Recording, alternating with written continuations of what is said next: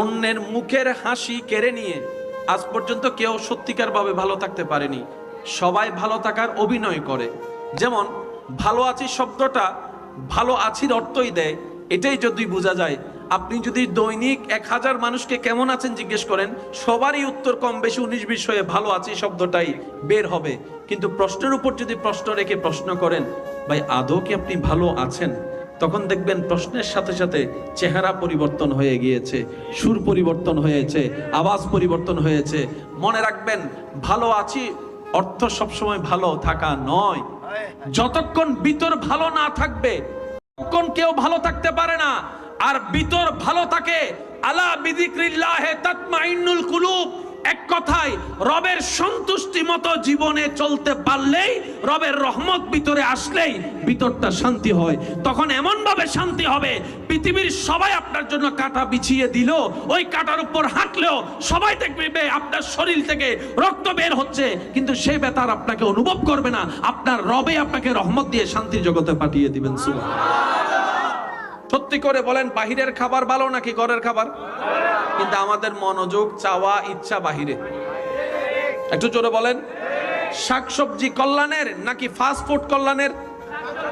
অথচ এই শাকসবজি ঘরের মধ্যে রান্না করলে সন্তান আমার দিকে এমনি করে তাকায়।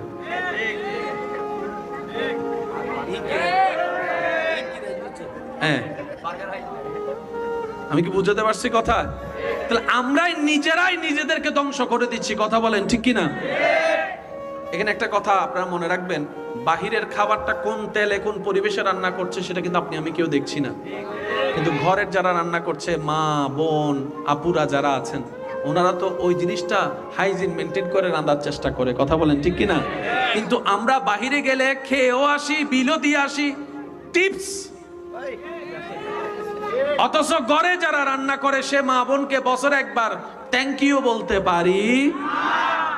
আল্লাহ তাআলা আমাদেরকে নেওয়ার তৌফিক দান করুন, ধরে রাখার তৌফিক দান করুন, রাখার তৌফিক দান করুন। ইসলাম বলে সবাইকে উপবাস রেখে নিজে খাও। শুনি নাই আওয়াজ? বরং ইসলাম বলে নিজে ভালো করে খাওয়ার আগে একটু চোখটা দিয়ে আশেপাশটা দেখো। তোমার পক্ষে তো সারা দেশ খেয়াল করা সম্ভব না, অন্তত তোমার ঘরের আশপাশটা দেখো।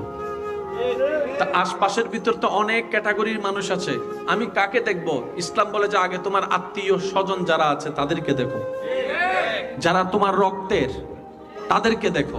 এদের মধ্যে যদি কিছু না পাও তাহলে একটু দূরের আত্মীয়কে দেখো। এরপরও যদি কিছু না পাও তাহলে তোমার ঘরের আত্মীয়কে দেখো। এরপরও যদি তুমি কিছু না পাও তোমার দেশের আত্মীয়কে দেখো। একবারও কিন্তু বলে নাই মুসলমান দেখো। সুবহানাল্লাহ। ইসলামে হদ্দে বড় কলরে ছোটরে কি করো? স্নেহ। সবাই বলেন, বড়দেরকে বলছে ছোটদেরকে স্নেহ করো, আর ছোটদেরকে বলছে বড়দেরকে কি করো? সম্মান করো। এই বিধান কার দেওয়া? সবাই বলে, এই বিধান কার দেওয়া? যিনি মানুষকে বানিয়েছেন, যিনি জানে কাকে কোনটা কতটুকু দিলে দরকার, তিনি সেইভাবে ইসলামকে সাজিয়ে দিয়েছেন। চিৎকার দিয়ে একবার বলি সুবহানাল্লাহ। আসুন, কষ্ট নিচ্ছেন না তো আমার কথা? মানুষ বেঁচে থাকার জন্য খাবারের দরকার, খাবারের জন্য একটা নিয়মের দরকার। ইসলাম সেই নিয়মও জানিয়ে দিয়েছে। তৃষ্ণা মিটানোর জন্য পানি দরকার, ইসলাম সেই পানি খাওয়ার নিয়ম ধরনও বুঝিয়ে দিয়েছে। শরীরের সুস্থতার জন্য, এনার্জির জন্য একটা ঘুমের দরকার, ইসলাম সেই ঘুমের ধরন করণ নিয়ম পর্যন্ত জানিয়ে দিয়েছেন, টাইম পর্যন্ত বলে দিয়েছেন। বড় চমৎকার বিষয়, ইসলাম যে যে বিষয়ে কথা বলেছেন, বিজ্ঞানের প্রত্যেকটা আবিষ্কার সেই বিষয়টাকে মানতে বাধ্য হয়েছে। এত নিয়ামতপূর্ণ আল্লাহ তাআলা আমাদের জন্য একটা ধর্ম দিয়েছেন যেটার নাম ইসলাম। মহব্বতের আওয়াজে বলেন সুবহানাল্লাহ। আরেকটু জোরে বলেন সুবহানাল্লাহ।